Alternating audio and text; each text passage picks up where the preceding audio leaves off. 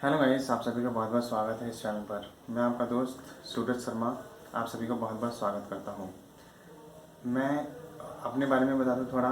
मैं Almora urban cooperative bank में as a clerk काम कर रहा हूं। 8 से 9 महीने मुझे वहां पर हो गए हैं काम करते हुए। ठीक है। अब ये सीरीज़ चल रही है हमारी कि जैब और कैब के जो एग्ज़ाम्स होते हैं उनको क्वालिफाई करने के लिए। ठीक है।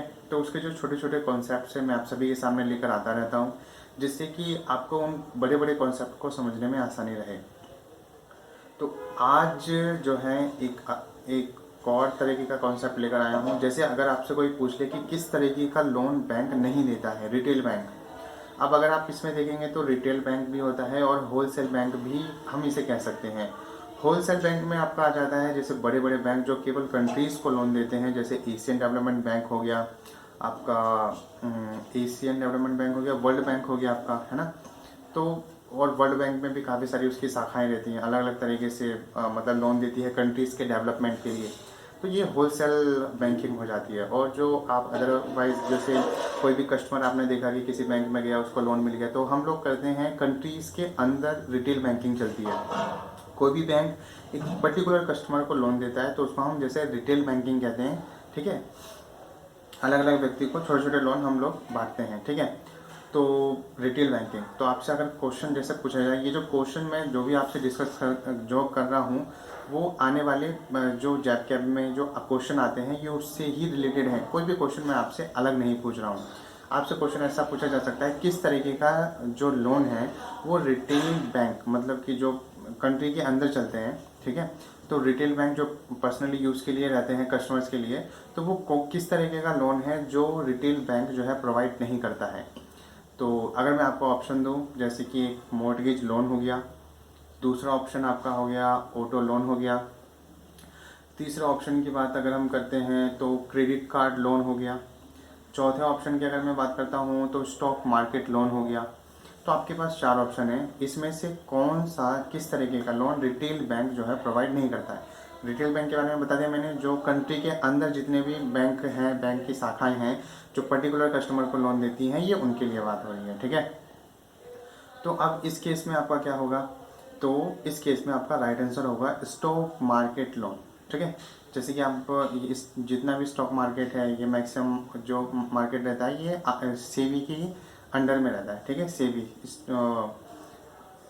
ठीक है। तो सेबी के अंडर में स्टॉक मार्केट आता है। अब स्टॉक मार्केट जैसे वो कहते हैं कि म्यूचुअल फंड जैसे उसमें आते हैं, शेयर्स आप खरीदते हैं उसमें, है ना, एसआईपी कराते हैं उसमें। ठीक है। उसी में फिक्स डिपॉजिट भी हो जाती है। तो मतलब इस तरीके का शेयर मार्केट उसमें तो नहीं, फिक्स डिपॉजिट उसमें नहीं आता, बैंकिंग का पार्ट बनता है ये। तो मतलब आप जैसे आपका ग्रो देख रहे हो, ईटी मनी देख रहे हो और जीरोधा हो गया, ये इस तरह की फैसिलिटी प्रोवाइड कराते हैं कि आप शेयर्स को आसानी से खरीद बेच सकते हैं, है ना।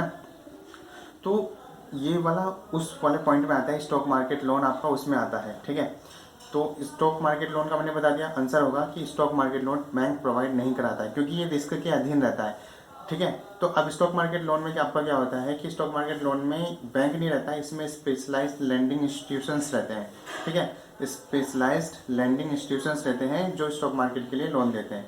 अब मान लीजिए कि आपको स्टॉक मार्केट में पैसा लगाना है, आपको किसी कंपनी के शेयर्स खरीदने हैं। अब आपके पास पैसा है नहीं और बैंक आपको लोन इस वजह से नहीं, क्योंकि भाई आप किसी पर्टिकुलर पर्पज़ के लिए जाओगे कि सर मेरे को होम लोन दे दो, हाउस लोन दे दो, अगर स्टॉक मार्केट लोन कहोगे तो वो मना कर देंगे।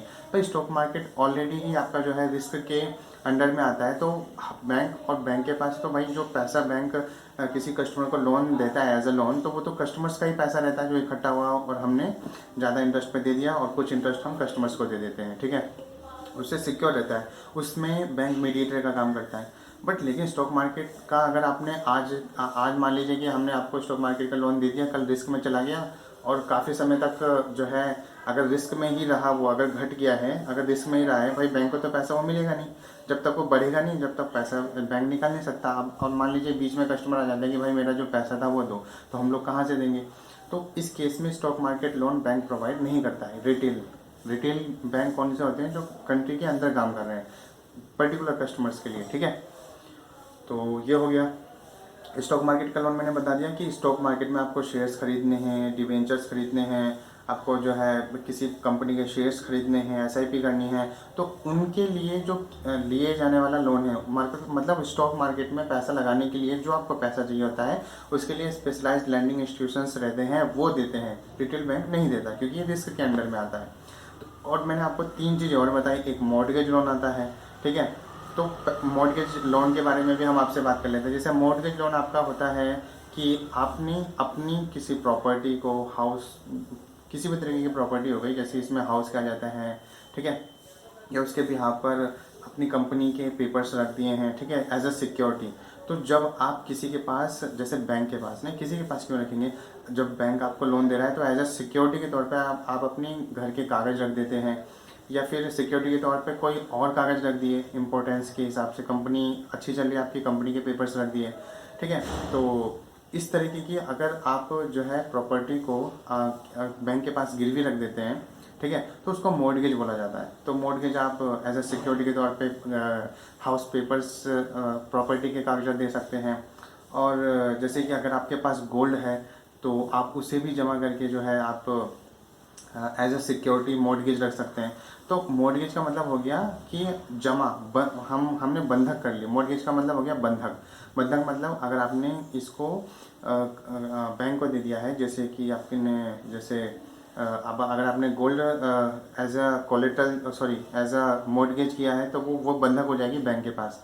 उसके बिहार पर आप कोई भी लोन ले सकते हैं एज अ सिक्योरिटी। भाई बैंक को सिक्योरिटी चाहिए होती है कि कल के लिए अगर आप डिफ़ॉल्ट कर जाते हैं तो वो सॉरी, कल के लिए अगर आप, जैसे जो लोनी है, लोन लेने वाला अगर डिफ़ॉल्ट कर जाता है तो वो पैसा, वो जो मॉर्गेज रखा है, जो जमा बंधक है, तो वो पैसा वो उससे तोड़ के या उसे बेचकर बैंक अपना पैसा वापस ले लेती है। अगर आप सही समय से लोन कर देते हैं तो जो भी मॉर्गेज आपने रखा है, जो भी बंधक आपने रखी थी एज ए सिक्योरिटी, वो आपको वापस मिल जाती है। मॉर्गेज बता दिया मैंने। और दूसरा ऑटो लोन हो गया। ऑटो लोन में आता है आपका, जैसे कि डिफरेंट तरीके के कार आती है, मोटरसाइकिल आती है। तो अगर आप नई नई खरीदते हैं तो इसकी आरसी आपको बैंक को देनी पड़ती है और उसके अगेंस्ट में आपको लोन मिल जाता है। तो ये बात ध्यान रखना है, जब भी कोई कार लोन लेता है, मोटरसाइकिल लोन लेता है, तो उसकी आरसी बैंक के पास रहती है। मालिकाना हक तब तक बैंक के पास रहता है जब तक आप बैंक का जो लोन लिया है, जो आपने जो कार के लिए या फिर मोटरसाइकिल के लिए जो लोन लिया, जब तक वो वापस नहीं कर देते, तब तक वो मोटरसाइकिल या बाइक पर अधिकार जो है किसका रहेगा, बैंक का रहेगा, आपका नहीं रहेगा। आप केवल उसे चला रहे हो, यूज़ कर रहे हो, ठीक है। और उसका इंश्योरेंस भी मैंडेटरी होता है गाड़ी का, ठीक है। उसके बाद मैंने आपको बताया, हाँ, क्रेडिट कार्ड लोन आप देख सकते हैं। क्रेडिट कार्ड भी एक तरीके का लोन ही होता है ना, जो कि रिटेल बैंक मतलब कि पर्सनल जो यूज़ के लिए जो बैंकिंग आप देख रहे हैं कंट्री के अंदर, वो मतलब प्रोवाइड कराते हैं। इसके लिए क्या करते हैं कि आपको एक लिमिट दे दी जाती है। जैसे मान लीजिए कि कभी आपके पास पैसा ख़त्म हो गया बिल्कुल, लेकिन आपको जैसे लोन चाहिए, एकदम से चाहिए, तो अगर आप किसी बैंक में अच्छे कस्टमर हैं तो वहाँ का जो बैंक है आपको एक लिमिट दे देता है कि भाई आप हमारे बैंक के अच्छे कस्टमर रहे हैं तो हमने आपकी 1 लाख की लिमिट बांध दी है। 1 लाख की लिमिट बांध दी है, ठीक है। अब उसके लिए आपको दे दिया, क्रेडिट कार्ड बना के दे दिया। अब वो लिमिट आपके खाते में बनी रहेगी। अब उसमें आपका क्या रहेगा, क्रेडिट कार्ड लोन में क्या रहता है, एक लिमिट बन गई। अगर आपको क्रेडिट कार्ड मिल गया तो उस क्रेडिट कार्ड की एक लिमिट है। जैसे मान लीजिए ये लिमिट हर एक के लिए अलग अलग रहती है, जैसा कस्टमर वैसी लिमिट रहती है। अगर किसी कस्टमर की वैल्यू 50,000 है तो वो उसको जो है 50,000 का जो है क्या दे देगा, क्रेडिट कार्ड दे देगा। अब 50,000 में से वो जितना भी पैसा निकालेगा अपने पर्सनल यूज़ के लिए, जितना निकालेगा उस पर रेट ऑफ इंटरेस्ट जो है बैंक चार्ज करेगा और उसको जो है वो देना पड़ता है, ठीक है। तो क्रेडिट कार्ड भी एक तरीके का लोन होता है जो कि रिटेल बैंक के द्वारा प्रोवाइड किया जाता है। तो दोस्तों, आज मैंने आपको बताया मॉर्गेज के बारे में, ऑटो लोन के बारे में, क्रेडिट कार्ड लोन के बारे में, और चौथा बताया स्टॉक मार्केट लोन। ये रिटेल बैंक प्रोवाइड नहीं करता है क्योंकि रिस्क के अंडर में आता है, ठीक है। तो ऑप्शन में ऐसे आपके जो है बनते हैं। तो दोस्तों, आज के लिए इतना ही। फिर मैं मिलूंगा आपको नेक्स्ट वीडियो में। तब तक के लिए जय हिंद, वंदे मातरम।